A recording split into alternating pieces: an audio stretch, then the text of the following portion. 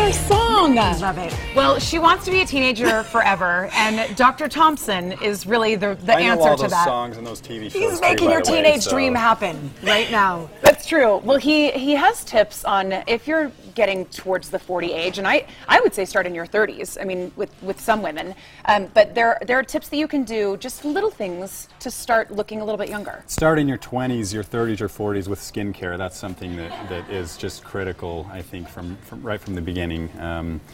You know, skincare we could get into a lot, but it's antioxidants, it's sunscreens, it's retinols. All those things turn the skin over and keep it healthy. Is that what you should look for in a skincare product, a moisturizer, is a retinol? Well, that's one of the things. Retinol turns the skin over, so you have to add moisturizers to keep your skin from getting too dried out. But you need kind of a whole system that will help the process. And I have a lot of patients that have been using skincare for 20 or 30 years, and that's when you see the benefit of it. You don't see it from one day of usage. That's right. You have to stick with it. You have to commit to it, like brushing your teeth. It's the same thing. So, what are some of the signs of aging? Signs of aging, we start to get lines here. We call these crow's feet. We start to get scowl lines.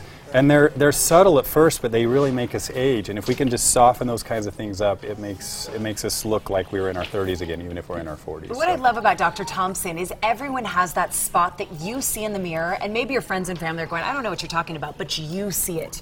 You see that line here. You see it up. I'm like this. It's a dot to dot on my face where you see it. But Dr. Thompson will ask you that. What do you see? And let's talk about that. Your face gets more angular. You lose your cheeks. Yeah, we were talking in that hair segment about hairstyles to kind of camouflage an angular face. And an angular face is good, but too much it starts to look gaunt and older. And so sometimes we'll add volume, we'll add fillers to make the face softer and a little bit rounder. Sometimes I'll do something, even in a patient in their 30s or 40s, sometimes I'll take a little skin off of the eyelids to lift them up a little bit, and that opens the eyes. So everyone's different, but there are little things that we can do to just kind of slow the process. And we all want to look our best, and we're not hiding from getting older, but we just want to look our best along the way.